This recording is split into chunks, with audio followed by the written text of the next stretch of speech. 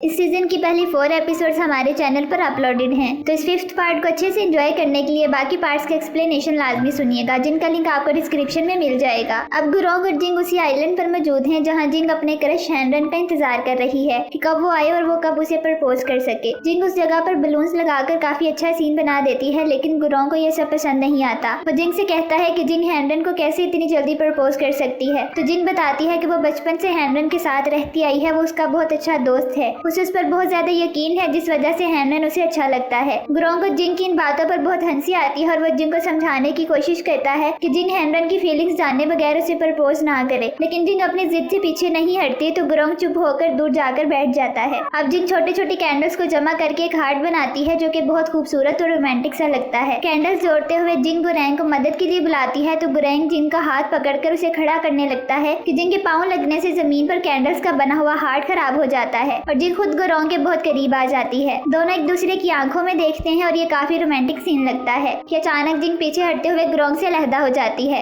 अब उन दोनों की फिर से लड़ाई होने लगती है। जिंग कहती है कि गुरोंग सिर्फ उसके काम खराब करने उसके साथ रहता है और गुरोंग कहता है कि वो सिर्फ उसे खड़ा करने में मदद कर रहा था, उसका अपना पाँव लगने की वजह से हार्ट खराब हुआ है, इसमें गुरोंग की कोई गलती नहीं है। जिंग को बहुत ज्यादा गुस्सा आता है कि उसका कोई काम भी अच्छे से नहीं हो पा रहा। यही जिंग हैनरन को मैसेज करके पूछती है कि वो अभी तक ऑफिस से फ्री हुआ है या नहीं, जिस पर हैनरन रिप्लाई करता है कि वो अभी तक इंटरव्यू में बिजी है, इसलिए अभी वो नहीं आ सकता। जिंग गुरैंग को एक ट्री के नीचे बिठाकर उसे एक स्टिक पकड़ा देती है कि जब तक जिंग अपना काम नहीं कर लेती तब तक ये ट्री उसका घर है और जिंग की इजाजत के बगैर वो यहाँ से उठकर कहीं नहीं जाएगा। गुरोंग चुप करके जिंग की बात मानते हुए वहीं बैठ जाता है और स्टिक से जमीन पर लाइंस बनाने लगता है। फिर जिंग एक टेंट लगाती है, लेकिन उसे टेंट नहीं लगता, तो वो गुरोंग से रिक्वेस्ट करती है कि वो अपना ट्री वाला घर छोड़कर उसकी मदद करने आए। गुरोंग हंसते हुए आ जाता है, लेकिन उसे समझ नहीं आती कि जिंग ने हैनरन को प्रपोज करना है, तो इसमें टेंट लगाने की क्या जरूरत है, जिस पर जिंग बताती है कि वो हैनरन के साथ इस टेंट में बैठकर बाहर आइलैंड का व्यू एंजॉय करेगी। गुरोंग ये सुनकर उठ जाता है कि अगर टेंट उन दोनों के लिए है और उसे अंदर बैठने की जगह नहीं मिलेगी तो वो टेंट भी नहीं लगाएगा। इसके बाद जिंग एक ट्री के साथ बल्ब लगा रही होती है कि वहाँ लगे मधुमक्खियों के छत्ते को उसकी स्टिक लग जाती है, लेकिन जिंग को पता नहीं चलता। अब काफी ज्यादा टाइम के बाद भी हैनरन नहीं आता, तो गुरोंग कहता है कि अब उन्हें वापस चलना चाहिए, जिस पर जिंग को याद आता है कि आइलैंड से बोट पर वापस जाने का टाइम तो खत्म हो चुका है, अब उन्हें रात यहीं गुजारनी पड़ेगी। जिंग का अपना फोन बंद हो चुका होता है, तो वो गुरोंग का फोन ले लेती है और हैनरन को कॉल करने ही लगती है कि बहुत सारी मक्खियां उड़ती हुई जिंग की तरफ आ जाती हैं। जिंग भागने लगती है, तो गुरोंग का फोन उसके हाथ से निकलकर पानी में गिर जाता है और गुरोंग जल्दी से जिंग को बचाते हुए टेंट के अंदर ले जाता है और इस दौरान उसका पाँव भी मुड़कर जख्मी हो जाता है। टेंट के अंदर जिंग को पता नहीं चलता कि अचानक बात करते हुए उसके लिप्स गुरोंग के लिप्स के साथ टच कर जाते हैं। जिंग काफी ज्यादा शर्मा जाती है और गुरोंग के दिल में अजीब फीलिंग्स आती हैं। इसके बाद दोनों यहीं रात गुजारने का फैसला करते हैं, क्योंकि अब वो आइलैंड से वापस नहीं जा सकते। जिंग और गुरोंग टेंट से बाहर आते हैं तो अब रात हो चुकी थी। आइलैंड का माहौल बहुत ज्यादा रोमांटिक हो रहा होता है और ऊपर से गुरोंग जिंग की रखी गई सारी कैंडल्स को जला देता है। जमीन पर खूबसूरत सा कैंडल्स का हार्ट जलने लगता है। जिंग ये देखकर काफी खुश होती है और हाथ में जलाने वाला एक स्पार्कलर पकड़कर उसके साथ खेलने लगती है। गुरोंग भी एक स्पार्कलर मांगकर उसे जलाने के बाद काफी खुश होता है और जिंग को बताता है कि उसने पहले कभी भी ऐसे किसी स्पार्कलर को पकड़कर नहीं जलाया, क्योंकि उसके ग्रैंडफादर को फायरवर्क नहीं पसंद, तो उन्हें बचपन से ही गुरोंग को भी फायरवर्क से दूर रखा है और कभी उसे फायरवर्क देखने भी नहीं दिया। गुरोंग मजीद बताता है कि इसके अलावा भी बहुत सारी चीजें हैं जो आम इंसान करते हैं, लेकिन गुरोंग ने आज तक उन्हें कभी एंजॉय नहीं किया। शायद इसीलिए गुरोंग कंपनी छोड़कर इधर आ गया है, ताकि उसे अपने ग्रैंडफादर के साथ काम ना करना पड़े। जिंग गुरैंग को उदास देखकर उसे एक और स्पार्कलर पकड़ा देती है और दोनों अपने अपने स्पार्कलर्स के साथ मिलकर खेलने लगते हैं। जिंग कैंडल्स के इर्द गिर्द खुशी से भागती है और गुरोंग भी उसी की तरह एंजॉय करने लगता है। इसके बाद दोनों टेंट में वापस आ जाते हैं। कुछ बातें करके गुरोंग लेट जाता है और जिंग को देखकर उसे उसके साथ किस का सीन और आपस में टकराने के सारे सीन्स याद आते हैं, तो उसे ऐसा महसूस होता है जैसे उसे जिंग से प्यार हो चुका है। सुबह जब गुरोंग की आंख खुलती है तो जिंग उसके ऊपर अपना बाजू रखकर सोई होती है। गुरोंग जिंग को प्यार से देखने लगता है कि जिंग की आंख भी खुल जाती है और वह जल्दी से टेंट के बाहर चली जाती है। दूसरी तरफ हैनरन जिंग की वजह से काफी ज्यादा परेशान होता है कि वो रात से गायब है और अभी तक वापस क्यों नहीं आई। हैनरन अभी होटल में बैठा वेट कर ही रहा होता है कि जिंग और गुरैंग उधर पहुंच जाते हैं। हैनरन जल्दी से उठकर जिंग से पूछता है कि वो रात को किधर थी, जिस पर जिंग उसे सारी बात बताती है कि वो आइलैंड पर गुरोंग के साथ गई थी और हैनरन का वेट करते हुए वो लेट हो गई, तो गुरैंग ने साथ रहकर उसकी बहुत ज्यादा मदद की। ये सुनकर हैनरन गुरोंग का थैंक्स करता है और वो अपने अपने रूम्स में चले जाते हैं। फिर घर पहुंचने के बाद गुरोंग का ड्राइवर जी भी मौजूद होता है और जिंग के फादर गुरोंग को एक मसाज ऑयल देते हैं, किसको पाँव पर लगाने से गुरोंग का पाँव ठीक हो जाएगा। गुरोंग ऑयल अपने पाँव पर लगा लेता है कि यही मदर फादर को आकर बताती हैं कि जिंग काफी ज्यादा उदास है, उसने अपने फेवरेट टॉयज टॉयज भी तोड़ दिए हैं और ना ही वो खाना खा रही है, जिस पर फादर कहते हैं कि टेंशन लेने की जरूरत नहीं है क्योंकि जिंग खुद ही ठीक हो जाएगी। और गुरोंग समझ आता है कि जिंग हैंडन को प्रपोज ना कर पाने की वजह से उदास हो गई है। इसके बाद गुरोंग सोचता है कि उसने जिंग की डॉल तोड़ दी थी और अब वो अपने बाकी टॉयज भी तोड़ रही है, तो उसे जिंग को कोई टॉय गिफ्ट करना चाहिए। ये सोचकर गुरोंग मिट्टी से एक छोटा और प्यारा सा स्कल्पचर बनाने लग जाता है, यानी गुरोंग को स्कल्पचर बनाना पसंद है। यही गुरोंग एक स्कल्पचर बनाकर जी को भी देता है कि ये उसने जी का फेस बनाया है। जी ये देखकर काफी हैरान होता है कि उसका फेस तो स्कल्पचर जैसा नहीं है, क्योंकि गुरोंग ने वो फेस काफी फनी बनाया होता है। यही जी गुरोंग से पूछता है कि उसे ये काम करना क्यों पसंद है, जिस पर गुरोंग बताता है कि इंसान भी मिट्टी से बनाए गए हैं, तो मिट्टी से स्कल्पचर्स बनाना बहुत पुराना काम है, जिसे आज से हजारों साल पहले वाले लोग भी बनाया करते थे। और ये स्कल्पचर्स लवर्स भी एक दूसरे को अपना लव शो करवाने के लिए गिफ्ट करते हैं। इस बात पर जी काफी हैरान होता है कि इस मिट्टी के टॉय से लव कैसे शो होता है, तो गुरोंग से समझाता है कि ये गिफ्ट करने का मतलब होगा कि दोनों कपल्स अब आपस में जुड़ चुके हैं, लेकिन जी को फिर भी किसी बात की समझ नहीं आती। इसके बाद जी अपना फेस वाला स्कल्पचर पकड़कर जिंग की दोस्त एमी के पास जाता है, जिसकी टॉयज की एक शॉप है। जी को एमी पहली नजर में ही पसंद आ गई थी जब उसने पहली दफा उसे बारिश में देखा था, और जी ने उसे एक अम्ब्रेला भी दी थी। अब जी एमी को उसकी अम्ब्रेला वापस देता है, तो एमी कहती है कि जी उसकी तरफ से ये गिफ्ट समझकर अम्ब्रेला अपने पास ही रख सकता है। इसके बाद जी वो स्कल्पचर एमी को देते हुए कहता है कि उसने खुद बहुत मेहनत से बनाया है और इसका फेस इसलिए फनी है क्योंकि आजकल क्यूट स्कल्पचर ज्यादा पसंद किए जाते हैं।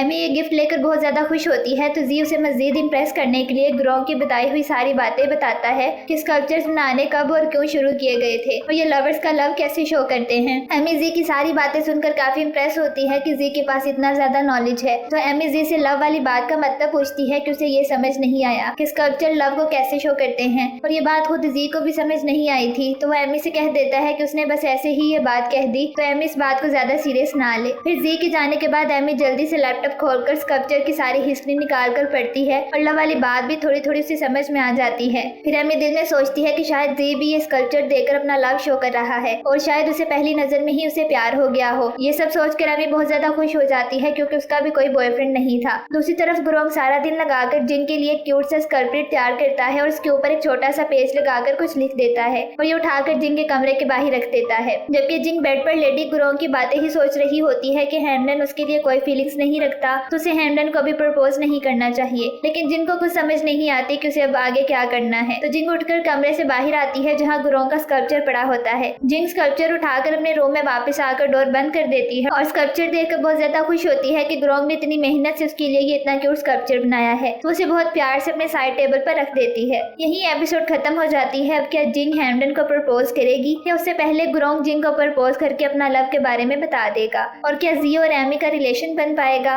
ये सब जानने के लिए अगले एपिसोड की एक्सप्लेनेशन लाजमी सुनिएगा, इसी चैनल पर जल्द अपलोड कर दी जाएंगी। Stay connected and thank you for watching.